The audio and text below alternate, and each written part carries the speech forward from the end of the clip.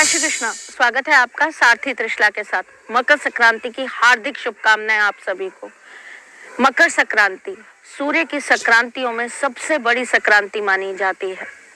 सूर्य जब मकर राशि के अंदर प्रवेश करते हैं, सूर्य हर महीने एक एक राशियों में गोचर करते हैं, यानी कि साल की 12 राशियों में हर महीने वो अपना एक एक महीने का भ्रमण रखते हैं। जब ये मकर राशि के अंदर प्रवेश करते हैं, इसे मकर संक्रांति कहा जाता है। मकर राशि शनि की अपनी राशि है। पिता पुत्र के घर में जाते हैं, लेकिन चूंकि इन पिता पुत्र के अंदर वैर है, ये कहानी है इसके पीछे कि इन पिता पुत्र के अंदर बहुत बड़ा वैर है, इनकी कभी आपस में बनी नहीं है। इसीलिए जब कुंडली के अंदर शनि की दृष्टि सूर्य पे हो या सूर्य और शनि एक दूसरे के आमने सामने हो या साथ में हो, तो ऐसा कहा जाता है कि उस व्यक्ति के जीवन में पितृ दोष लग जाता है। अगर शनि किसी नकारात्मक राशि के अंदर बैठे हैं और सूर्य भी उसके ऊपर किसी तरीके से अपनी दृष्टि डाल रहे हैं, तो ये मान के चलिए कि ये कुल दोष या वंश दोष में बदल जाता है। जीवन में बहुत सारी चीजों को लेकर अलगाव चालू हो जाते हैं, अपनों से रिश्ते खराब होने लग जाते हैं, अपनों के साथ मनमुटाव होने लग जाता है, अपने ही रिश्तेदार अपनी बर्बादी का कारण बन जाते हैं, आपके अपने ही कहीं ना कहीं आपकी सक्सेस को रोकने का कारण बन जाते हैं, आपकी सफलता में अवरोध पैदा करने का कारण बन जाते हैं। जब सूर्य शनि की राशि में आते हैं, यानी कि शनि के घर में आते हैं, जब पिता आए ही हैं पुत्र के घर में, तो कुछ ना कुछ तो देकर जाएंगे। पितृ दोष जिस भी कुंडली में हो, पितरों से जिनको भी दिक्कत हो, उन लोगों को इस संक्रांति को विशेष उपाय जरूर करने चाहिए। संक्रांति का दान महादान में गिना गया है। संक्रांत पे किया हुआ दान आपके जीवन के बड़े से बड़े पाप को मिटाने का कार्य करता है, हर चीज का विनाश करने का कार्य करता है।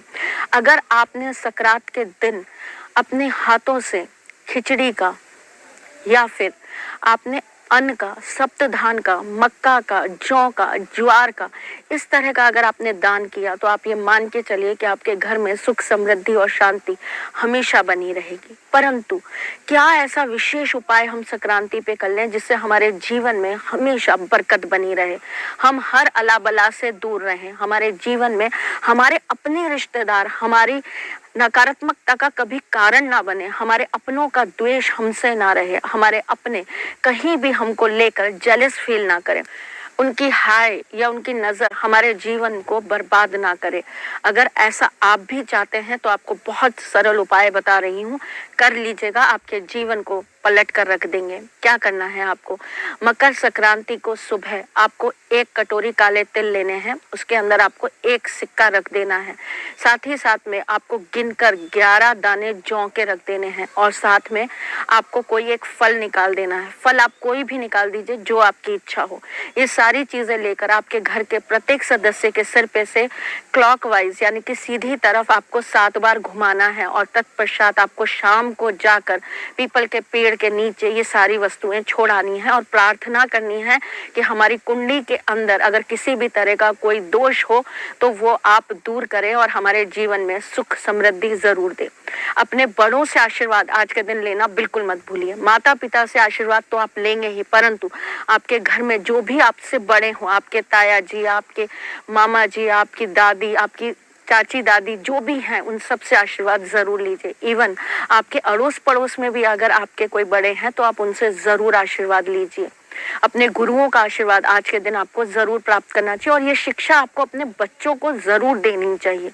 बहुत जगह गुजरात के अंदर इसे खिचड़ी के नाम से प्रसिद्ध माना जाता है। राजस्थान और गुजरात में आज के दिन बहुत पतंगे उड़ाई जाती हैं। लोग छतों पे ही मिलेंगे आपको पतंगे उड़ाते हुए, खूब जोर जोर से गाने भजन बज रहे होंगे और लोग खड़े होकर छत पे पतंगे उड़ा रहे होंगे। आप लोग भी अगर ऐसा कुछ कर रहे हैं तो बच्चों का ध्यान जरूर रखिएगा, बच्चों के ऊपर निगरानी जरूर रखिएगा ताकि वो पतंग उड़ाते उड़ाते कहीं चोट ना लगा लें। चलिए आज का दूसरा उपाय लिख लीजिए। अगर आपके घर के अंदर कलेश बहुत रहता है और ये खास करके आपके अपने रिश्तेदारों से हमेशा बना रहता है, होते हैं बहुत सारे जो रिश्तेदार होते हैं वो हमारे जीवन में एक अलग ही राहु केतु की भूमिका निभाते हैं। हम कुछ अच्छा कर लें तो उसके अंदर वो गलतियां निकालने का काम करते हैं, हम कुछ बुरा कर लें तो सारी दुनिया में BBC न्यूज की तरह फैलाने का काम करते हैं। होते हैं भाई, अलग अलग लोग हैं इस दुनिया में, तो सारे लोग ऐसे बहुत सारे लोगों को फेस करते हैं। अगर आपके पास भी ऐसे कोई लोग हैं तो आपको आज के दिन क्या कर लेना चाहिए, बहुत आसान सा उपाय बताऊंगी, कर लीजिएगा। क्या करना है आपको, आपको एक मुट्ठी काले तिल लेना है, एक मुट्ठी आपको उड़द की दाल लेनी है, काली जो साबुत उड़द की दाल होती है वो लेनी है आपको, और साथ में आपको 5 रुपए का एक सिक्का लेना है और 2 लौंग ले लेनी है। ये सारी चीजें आपको अपने और अपने परिवार के से सिर पे 7 बार घुमाने के पश्चात आपको या तो किसी कुत्ते के आगे रखानी है, आप सिर्फ रखकर छोड़ आइएगा, कुछ और आपको पलट कर नहीं देखना है कि उसने क्या किया क्या नहीं किया। या फिर अगर आपको कोई कुत्ता ना मिले तो आप ये कार्य चौराहे पे कर सकते हैं, करके आइएगा, देखिएगा आपके जीवन से कष्ट जरूर दूर हो जाएंगे। चलिए चलते चलते आपको एक महा टोटका देने जा रही हूँ जिससे आप संक्रांति पर अपने जीवन में आए बड़े से बड़े कष्टों से भी निवारण पा सकते हैं।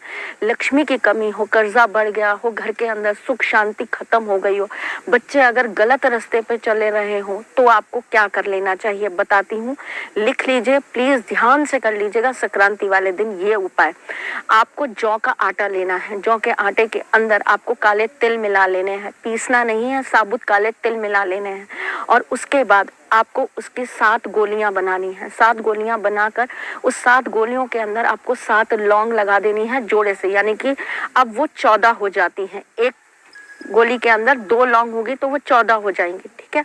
14 आपको ऐसी जो गोलियां आप बना रहे हैं उसको आपको एक प्लेट में रख लेना है, एक डिस्पोजेबल प्लेट में रख लेना है। उसके बीच में आपको एक बड़ा दिया रखना है तिल्ली के तेल का, उसके अंदर आपको गिन के 11 उड़द के दाने डाल देने हैं, उड़द की दाल के दाने 11 आपको उसमें डाल देने हैं, और आपको अपने पूरे परिवार के सिर पे से घुमा के 7 बार सिर पे से घुमा कर आपको ये सारा सामान चौराहे पर रख कर आना है और दीपक जला देना है, और पितरों का नाम लेकर आपको उनसे विनती करनी है कि हमसे कोई गलती हो गई हो तो हमें क्षमा करें, हमसे जाने अनजाने में आपको लेकर कोई त्रुटि हुई हो तो क्षमा करें, हमारे घर पर आपका आशीर्वाद सदा सर्वदा बना रहे, ऐसा आशीर्वाद आप हमें प्रदान करें। ऐसा करके आपको बिना पीछे मुड़े वापस अपने घर आ जाना है, हाथ पैर धो के घर के अंदर प्रवेश करना है और अपने ईष्ट के सामने आपको एक घी का दीपक प्रज्वलित कर देना है।